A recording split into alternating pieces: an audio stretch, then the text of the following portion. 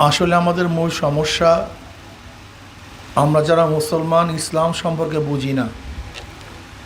আমরা যারা মুসলমান ইসলামকে পছন্দ করি না। আমরা যারা মুসলমান ইসলামকে ভয় পাই। ইসলামী ফোবিয়া আমাদের মধ্যে ঢুকছে, আসলে ঢুকানো হয়েছে। ইসলাম মানে আতঙ্ক, ইসলাম মানে পাহাড়ের মতো বোঝা, ইসলাম মানে ভারী, ইসলাম হইলে এটা হবে না সেইটা হবে না, এরকম বিভিন্ন ধারণা আমাদের মাথার মধ্যে ঘুরঘুর করছে।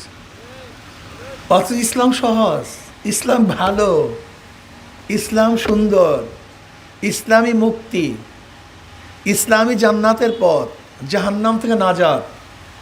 ইসলামী দুনিয়াতেই ভালো, আখেরাতেও ভালো, এর নামই ইসলাম। ইসলামের মধ্যে সাম্যতা, মানবিক মর্যাদা, সামাজিক ন্যায় বিচার।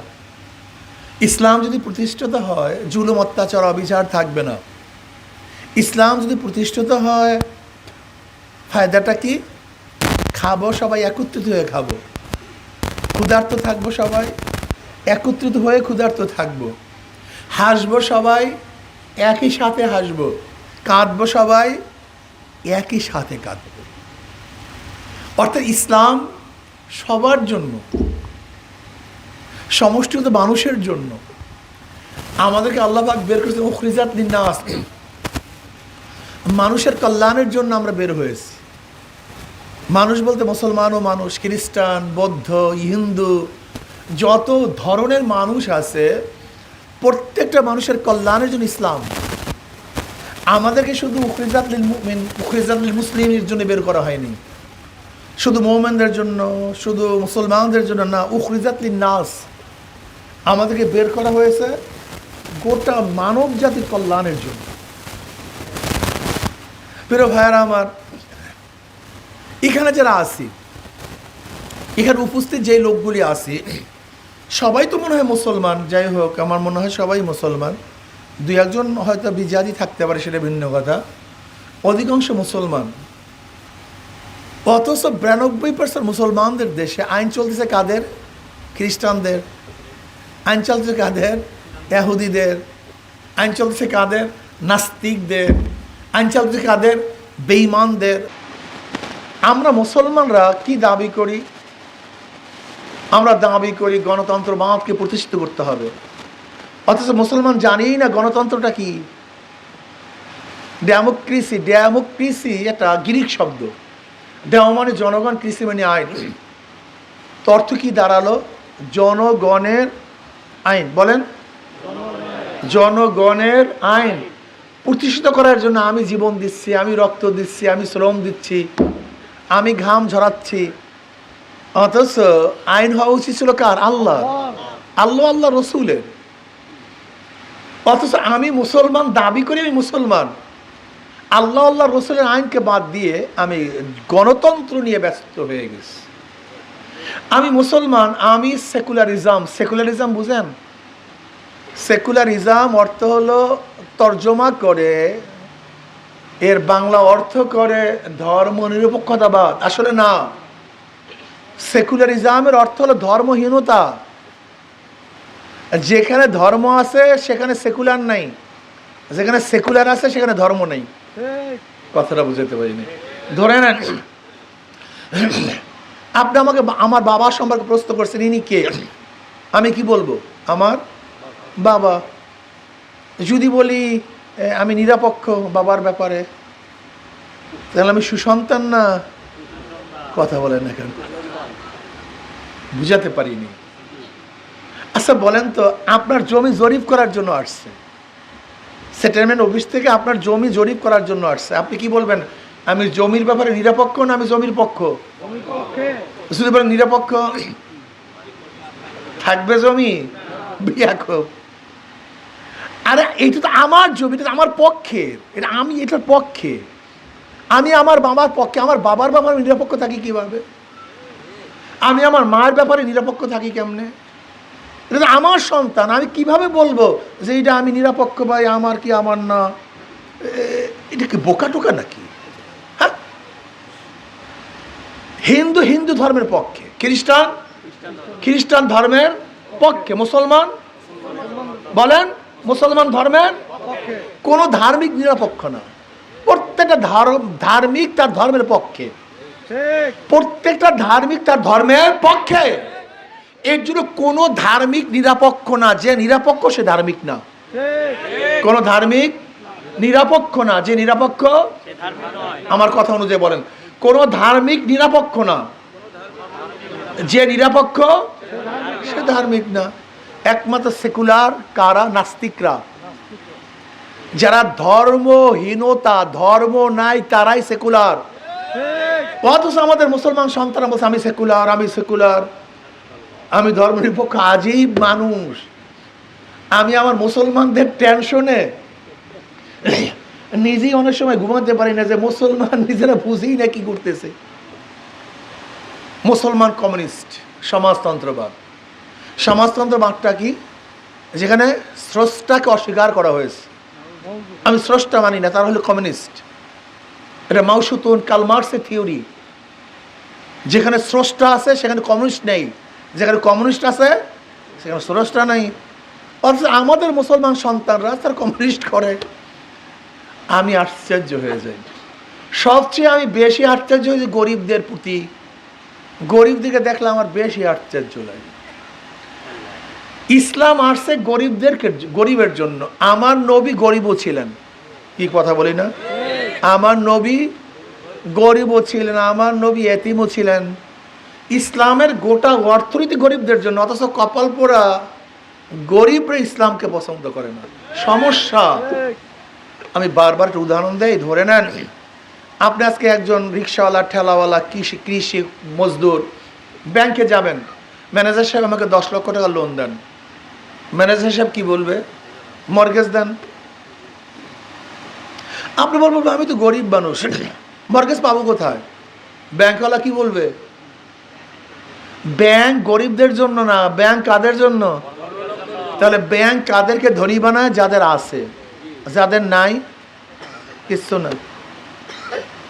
বর্তমান পুঁজিবাদী অর্থনীতি যাদের আছে তাদেরকে দেয়, যাদের নাই তাদেরকে কিছুই দেয় না। আপনি কি জানেন গোটা বাংলাদেশের জনগণের কাছে যেই পরিমাণের টাকা আছে, মাত্র 20-25 পরিবারের কাছে এই পরিমাণের টাকা আছে? বুঝতে পারি না। এই বাংলাদেশের যত মানুষের কাছে যত পরিমাণ টাকা, মাত্র 20-25 পরিবারের কাছে এই পরিমাণ টাকা আছে। তার মানে আপনাদের গরিব, আপনাকে ব্যাংক দিবে না। যার আছে ব্যাংক, শোনেন নাই যে হাজার হাজার কোটি কোটি, হাজার হাজার কোটি কোটি লোন, 1 লক্ষ কোটি টাকা একজনের লোন, 1 লক্ষ কোটি টাকা। এক একটা কোম্পানির লোন কত? 1 লক্ষ কোটি। বুঝেন? এখানে 99% মানুষ 1 লক্ষ কোটি বুঝেন না। আমাদের গোটা বাংলাদেশের, পুরা বাংলাদেশের 1 বছরের বাজেট 7 লক্ষ কোটি। এই গোটা বাংলাদেশের যত কিছু দেখেন, বাজেট কত? 7 লক্ষ কোটি। অথচ একজনের লোন নিয়ে নিছে 1 লক্ষ কোটির উপরে। তা 7 জনে যদি 7 লক্ষ কোটি টাকা নেয়, তা বাংলাদেশের বাজেটের পরিমাণ টাকা তারা নিয়ে নিছে। বুঝতে পারি। দেখেন বর্তমানে পুঁজিবাদী অর্থনীতি গরিবকে গরিব বানায়, ধনীকে ধনী বানায়। যার 10 লক্ষ টাকা আছে, ব্যাংক তাকে 10 লক্ষ টাকা দিচ্ছে। যাকে দিছে তার সুদ মাপ, তার লোন মাপ। তা একজন ধনী কয়বার ধনী হলো? 4 বার। আগের থেকে 10 লক্ষ টাকার মালিক, 1 বার ধনী। ব্যাংক থেকে 10 লক্ষ টাকা দিছে, 2 বার ধনী। তার লোন মাফ হয়েছে ওই 10 লক্ষ টাকা মাফ, 3 বার ধনী। তার ইন্টারেস্ট মাফ হয়েছে, কয়বার ধনী? 4 বার। আর একজন গরিবের পেটে 5টা লাথি। আগের থেকে 10 লক্ষ টাকা ছিল না, 1 লাথি। ব্যাংক থেকে 10 লক্ষ টাকা দেয় নাই, 2 লাথি। তার লোন মাফ হয় নাই, 3 লাথি। তার ইন্টারেস্ট মাফ হয় নাই, 4 লাথি। আর যেই বড় লোকের লোন ইন্টারেস্ট মাফ করা হয়েছে, যদি বাংলাদেশ ব্যাংকে সেই টাকাটা থাকতো, আমি বাংলাদেশের নাগরিক হিসাবে সেই টাকার অংশীদারি ছিলাম। বড় লোককে মাফ করার কারণে আমার পেটের মধ্যে। তাই গরিব কয়বার গরিব হয়? 5 বার। আর ধনী কয়বার ধনী হয়? এরকম অর্থনীতি চলতে গেলে কিয়ামত পর্যন্ত কোনো গরিব ধনী হবে না, কোনো দিন না। এটা হবে না, হতে পারে না। উদাহরণস্বরূপ, আজকে দেশ স্বাধীনের বয়স হবে 53-54 বছর।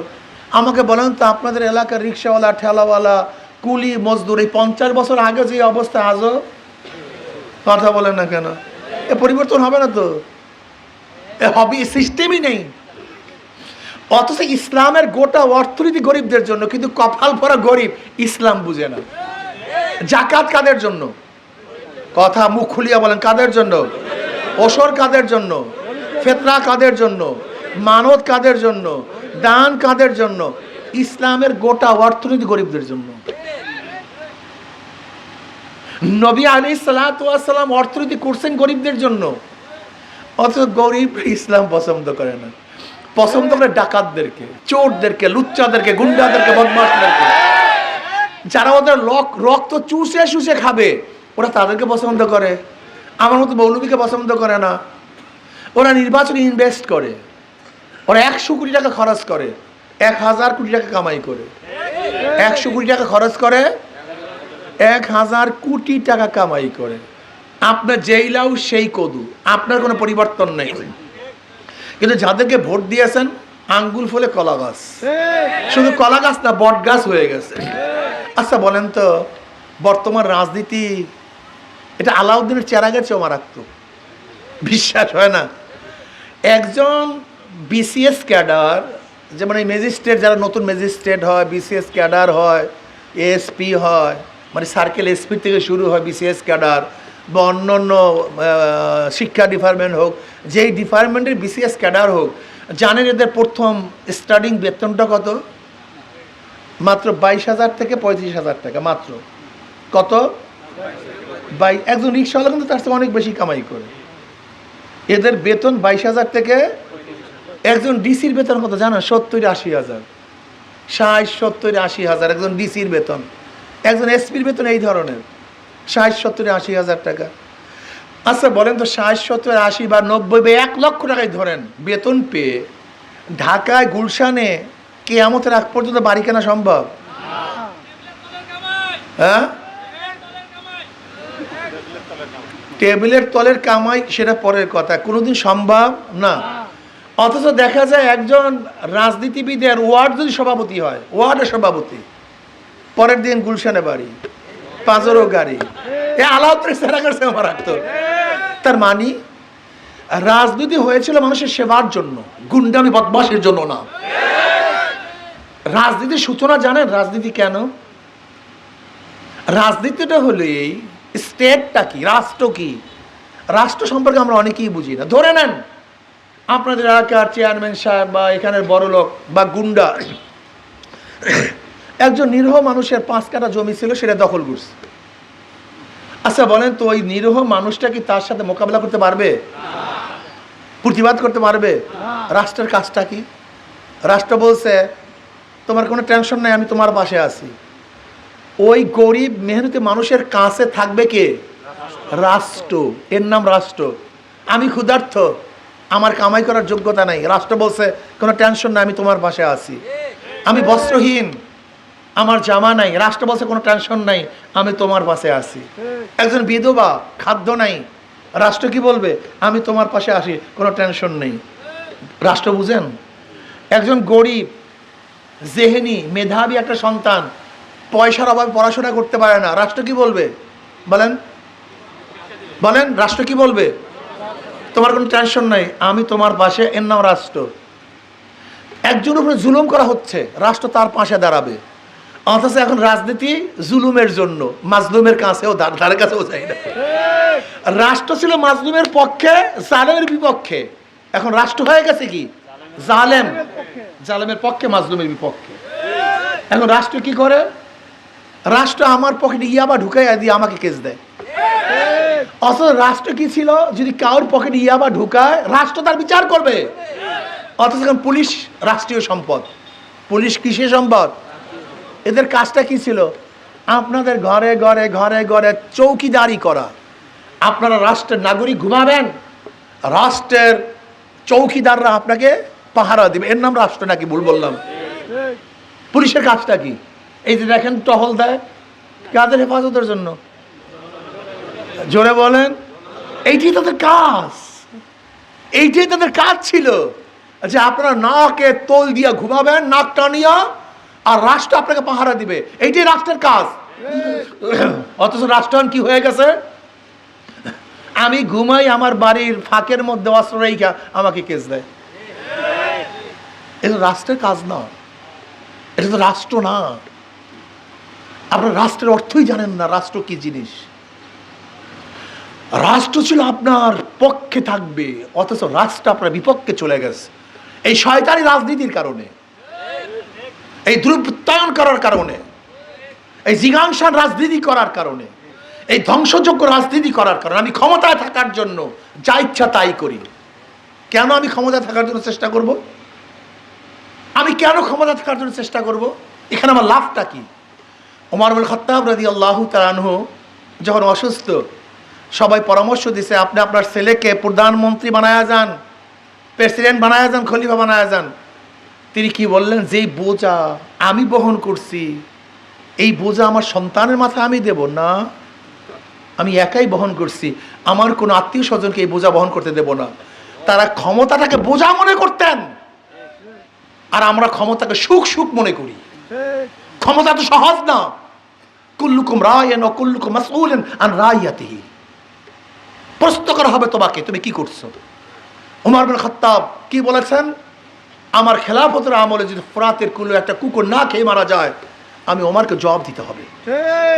আপনি চিন্তা করতে পারছেন, কুকুরের চিন্তা রাষ্ট্রের প্রধানের থাকবে, একটা উটের চিন্তা রাষ্ট্রের প্রধানের থাকবে। আশরাফুল মখলুকাতবাদ, এই মানব সন্তানবাদ একজন রাষ্ট্রের প্রধানের, বাংলাদেশের এই ছাগল কুকুর এরও খবরদারি করতে হবে রাষ্ট্রপ্রধানের।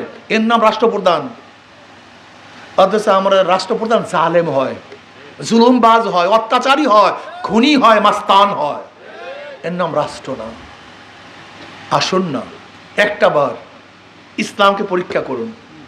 ওদেরকে বারবার পরীক্ষা করেছেন, বারবার, ওরা বারবার ফেল করছে। আমরা ৭১ আওয়ামী লীগকে ক্ষমতায় বসিয়েছিলাম, ৭৫ শেষ, আবার ৭৯ আপনারা কি জানেন জিয়াউর রহমান সাহেব কবে ক্ষমতায় বসছেন? উনি ৭১ ডিসেম্বর মাসে কিন্তু ক্ষমতায় বসছেন। আর নির্বাচন দিয়েছেন কবে? ৭৯ সনে বসছেন না, ৭৫, ভুল, ৭৫ ডিসেম্বরে তিনি ক্ষমতায় বসছেন। আর উনি নির্বাচন দিয়েছেন কবে? ৭৯ সনে। কয় বছর? প্রায় 4 বছরের বেশি, 4-4.5 বছর। কই তখন তো কেউ বললেন না অবৈধ সংসদ, অবৈধ ক্ষমতা? কি কথা বোঝাতে পারি না।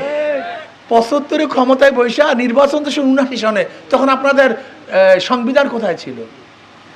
তখন কি ৭২ সংবিধান ছিল না? আমাদের দেশের রাজনীতিবিদদের তর্ক বিতর্ক দেখলে আমি আশ্চর্য হয়ে যাই। সংবিধান তো রচিত হয়েছে ৭২-এ, জিয়াউর রহমান সাহেব ক্ষমতা বসেন ৭৫-এ, শেখ সাহেব মারা যাওয়ার পরে। তিনি নির্বাচন দিয়েছেন ৭৯ সনে, প্রায় 4.5 বছর পরে। এখন আমি প্রশ্ন করতে চাই তখন সংবিধান কোথায় ছিল? আজকে সংবিধান নিয়ে মাতামাতি করেন। সংবিধান তো আপনারাই লঙ্ঘন করেছেন। এবার জিয়াউর রহমান সাহেব চলে গেছেন, 81 সনে সত্তার সাহেব বসছেন, টিকতে পারেন না, এরশাদ সাহেব নিয়ে নিয়েছেন। জিয়াউর রহমান সাহেবের আদর্শ অনুযায়ী আমরা সত্তার সাহেবকে ক্ষমতায় বসিয়েছিলাম, কিন্তু ক্ষমতায় থাকতে পারে নাই। আবার জিয়াউর রহমান সাহেবের গুণকীর্তনের কারণে 1991 সালে খালেদা জিয়াকে ক্ষমতায় বসিয়েছিলাম, কিন্তু 5 বছরে দুর্নীতিতে দেশকে 3বার চ্যাম্পিয়নশিপ করছে। আপনারা কি জানেন 1991 থেকে 96 পর্যন্ত বিএনপি এই দেশটাকে দুর্নীতি কয়বার চ্যাম্পিয়নশিপ করছে জানেন? জোরে বলেন। বিশ্ব চ্যাম্পিয়ন। দুর্নীতিতে বিশ্ব চ্যাম্পিয়ন হয়েছে আমরা 3বার, এই মাত্র 5 বছরে।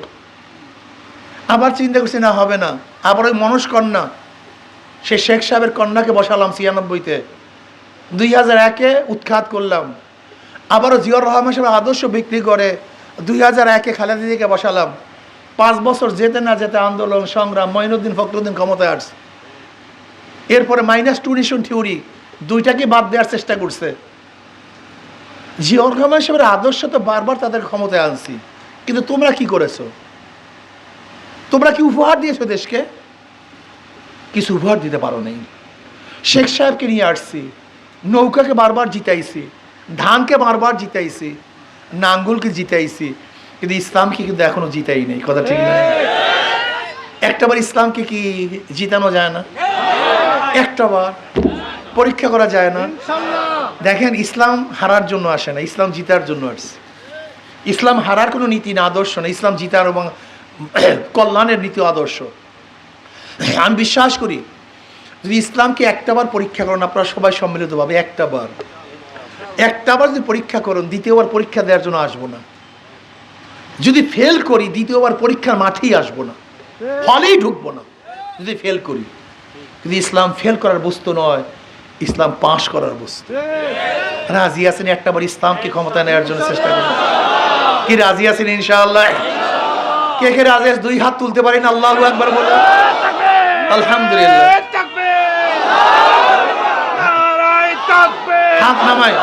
হাত নামাই। আমি আমার বন্ধুদেরকে বলবো, মুসলমান বন্ধুরা, ভয় পেও না ইসলামকে। আমাকে একদিন এক গাঁজাখোর বলতেছে, হুজুর ইসলাম ক্ষমতায় আসলে আমার গাঁজার অবস্থাটা কি হবে? বেশায় নেশাগ্রস্ত হতেই পারে, এটা আশ্চর্য হওয়ার কিছু নেই। তার ক্ষমতার কোনো খবর নাই, তার খবর হলো গাঁজা। আমি বললাম, বাবা তুমি কি মসজিদে গিয়ে গাঁজা সেবন করতে পারো? বলেন না। আমি বললাম, কেন? বলে, হুজুর পরিবেশ নেই। আমি বলি, ইসলাম ক্ষমতায় আসলে গোটা বাংলাদেশটা এমন পরিবেশ হয়ে যাবে যেখানে তুমি নিজের থেকে গাঁজা ছেড়ে দিবা, তোমাকে কষ্ট করতে হবে না। এর নাম ইসলাম, এর নাম ইসলাম। চোরেরা মনে করে, হুজুর ইসলাম আসলে আমার চুরির অবস্থাটা কি? তুমি চুরি করবা কেন? তোমার সন্তান ক্ষুধার্ত, তোমার স্ত্রী ক্ষুধার্ত, এই কারণে চুরি করো। এর দায় দায়িত্ব তো রাষ্ট্রের, তোমার টেনশন কিসের? যদি তুমি খাদ্য জোগাতে না পারো, রাষ্ট্র তোমার স্ত্রী তোমার সন্তানের খাদ্যের ব্যবস্থা করবে। তুমি চুরি করবা কেন? চুরি করতেই হবে না। ঘুষখোররা চিন্তা করে, হুজুর ইসলাম ক্ষমতা আসলে আমার ঘুষের অবস্থা রাখি। আমি বললাম, ভাই পাশের টেবিলে ঘুষ খাওয়ার কারণে তোমার মধ্যে ঘুষের অভ্যাস হয়েছে। যদি পাশের টেবিল ঘুষ না খায়, তুমি ঘুষ খাবা না, সমস্যা কি? আমাদের সমাজটাকে দুর্গন্ধযুক্ত করে ফেলছে, নষ্ট করে ফেলছে, ধ্বংস করে ফেলছে, এই রাষ্ট্রটাকে ব্যবস্থাকে ধ্বংস করে ফেলছে। আসুন না, আমরা অধিকাংশ খারাপ বিদায় ইসলামকে পছন্দ করি না। ইসলাম আসলে অধিকাংশ খারাপ থাকবো না, অধিকাংশ ভালো হয়ে যাবো। তোমার সমস্যা কোথায়? তুমি আজকে মনে করছো অধিকাংশ খারাপ, এর ইসলামকে পছন্দ করো না। ইসলাম ক্ষমতা আসলে তো অধিকাংশ ভালো হয়ে যাবো আমরা। সমস্যা কোথায়? সৎ সঙ্গে স্বর্গবাস, অসৎ সঙ্গে সর্বনাশ। আজকে রাজনীতিক অসৎরা আমাদেরকে ধ্বংস করে ফেলছে। কাজে আসুন, হাত পাকা প্রতীক, শান্তির প্রতীক। হাত পাকা প্রতীক, জোরে বলেন। নৌকা যারা নির্বাচন করে, নৌকা চালাতে পারে না। যারা নাঙ্গল, একজন অ্যাডভোকেট, এই বাংলাদেশ জজ কোর্টের অ্যাডভোকেট, আপনাদের এই দিনাজপুরের ভালো মানুষ, যে দেখছেন বাংলা শিক্ষিত, কিন্তু চেহারার মধ্যে মদিনাওয়ালার ছাপ আছে। কি কথা ঠিক না? হাসি, মিলেমিশে, সবাই মিলেমিশে এবার হাত পাকাকে বিজয় করি ইনশাআল্লাহ। হাত পাকে বিজয় হবে, আপনারা বিজয় হবেন। হাত পাকে বিজয় হবে, এই দেশ বিজয় হবে। কাজে আল্লাহ আমাকে মধ্যে সবাইকে কবুল করে নেন।